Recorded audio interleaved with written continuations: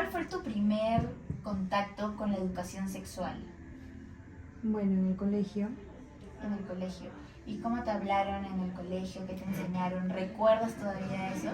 Creo que te enseñan sobre las enfermedades de transmisión sexual, te enseñan a cómo se coloca un preservativo.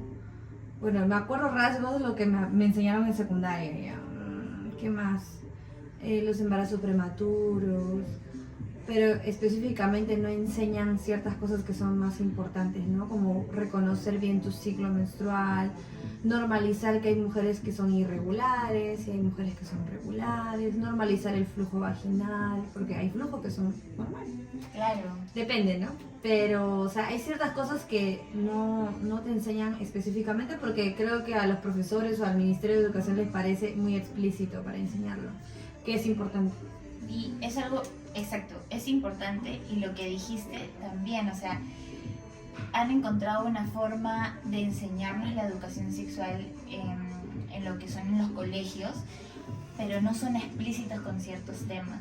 Y a raíz de esta falta de explicidad o quizás de resolver esas curiosidades que usualmente los niños y adolescentes tienen a esa edad, ¿cómo crees o qué es lo que tú tuviste que trabajar ya en tu vida adulta a falta de esto? O sea, ¿qué crees que son esas cosas que tú dijiste, wow, realmente tengo que trabajar en esto, realmente tengo que descubrir, investigar sobre esto en mi vida adulta porque nunca me lo enseñaron? ¿Qué crees que fueron esas cosas?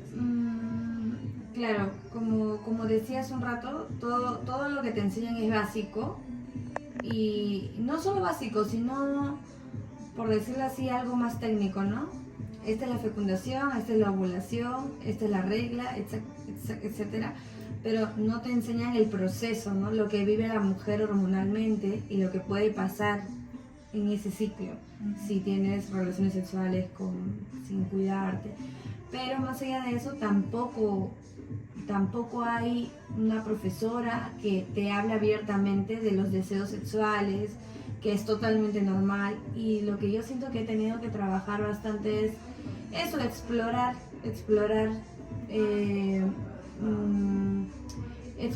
y educarme, pero lo hacía con YouTube, preguntando a algunas amigas si esto es normal o no es normal, está bien hacer esto, o de repente está bien que me baje cierto color de flujo, por ejemplo, o por qué me duele el tener relaciones sexuales, ¿no? Claro. De repente por falta de lubricación, quizás yo misma estoy con los mismos tabúes te llevan a, de cierta manera, a ser más rígida de cierta manera en ese ámbito, ¿no? Comprendo. Y siento que sí he tenido que trabajar bastante. Y una última pregunta ya para acabar esta entrevista corta. En algún momento de tu vida, no la Magda de ahora, sino a lo largo del tiempo, ¿sientes que has sido prejuiciosa con este tema del sexo? Y también la contraparte, ¿en qué momento sientes de que este prejuicio que se generó en ti o ese tabú se rompió? Porque todas, al menos en mi experiencia, mis padres me hablaron del sexo desde muy temprana edad, pero no hubo una conversación, por ejemplo, en mi familia de cómo llegar a un orgasmo, si iba a sangrar o no en mi primera vez, qué tan vulnerable me iba a sentir o no. Entonces yo me remonto a esa Andrea adolescente y digo, wow, en algún momento tuve muchos prejuicios de, por ejemplo, eres un tesoro y no puedes entregar ese tesoro porque eso es algo que tú vas a entregar, es muy valioso. Entonces tuve ese prejuicio por mucho tiempo de mi vida, ¿no? Simplemente de no disfrutar más allá de mi sexualidad porque yo debía entregarme solo a un solo hombre. Y es una realidad, es un pensamiento muy arraigado todavía acá en Perú. Pero, por ejemplo, ese fue mi prejuicio y mi punto de quiebre, el decir, oye, ¿sabes qué? Esto no está del bien todo, no me hace menos mujer. Fue en el momento en que comencé a descubrir otras cosas, de que yo también merecía sentir placer, de que no solo las mujeres tienen que guardar este tesoro, y que no me hace menos valiosa, ¿no? El hecho de... Entonces, esa fue mi experiencia. En el caso tuyo, ¿tuviste alguna vez algún prejuicio? ¿Y cuándo fue que ese prejuicio se rompió? Tuve muchos prejuicios. Al principio pensaba que sí o sí la mujer tenía que sangrar en su primera vez. Okay. Y cuando no fue así, tuve que, asustada, buscar en YouTube, buscar en Google, ¿es verdad? ¿Qué pasa cuando la mujer deja de ser virgen? Etcétera, etcétera. Y creo que muchas no han sangrado y aún así dicen que han sangrado. Y lo sé reconocer porque titubean, lo he visto en mi mamá, en mis tías. Y yo abiertamente puedo decir que no. ¿Por qué? Porque ya sé, ya me informé.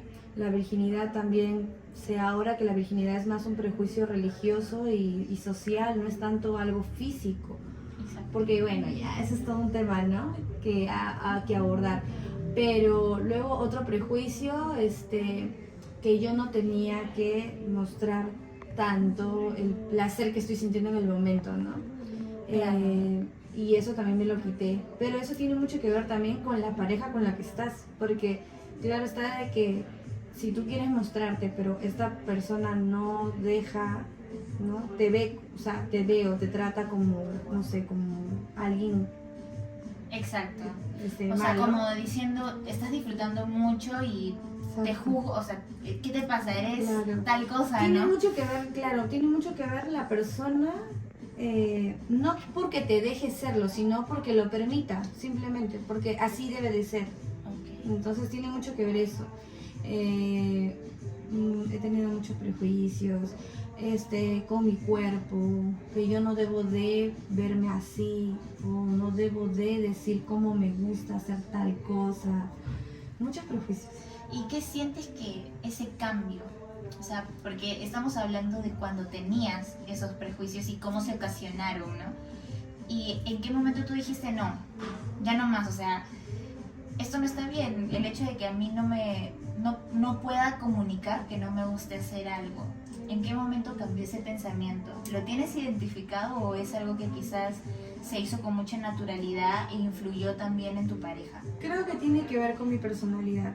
Como me crié en un ámbito de familia cristiana, con muchos tabúes y muchas cosas arraigadas, muchos temas arraigados, simplemente decidí soltarlo y dije, esta es mi vida y yo quiero vivirla de esta manera. Y naturalizar. Y naturalizar cosas, ajá. Natural. Entonces empecé a decir, es lo que me gusta, yo voy a hacer esto, voy a informarme para poder refutar en cualquier momento me digan, no, pero la mujer sí debe de sangrar cuando tiene su primera vez, por ejemplo. Y ya, lo refuto porque me informé. Y así, en varios ámbitos, ¿no? En muchos ámbitos. Entonces podemos decir que al informarte más, al tener más conocimiento de todo este tema, has podido disfrutar de tu sexualidad Sí. con mucha más plenitud. Sí, Qué la chévere. información te da poder. Perfecto. Listo, Margo. Muchas gracias por tu tiempo y por brindarme tu confianza de hablar este tema que muchas veces puede ser como un poco tabú, como un poco de, ay, no, me da vergüenza, pero gracias por tu confianza y nada, por hablar de este tema que, como te digo, es totalmente natural. Gracias. Igual, gracias. Ya está.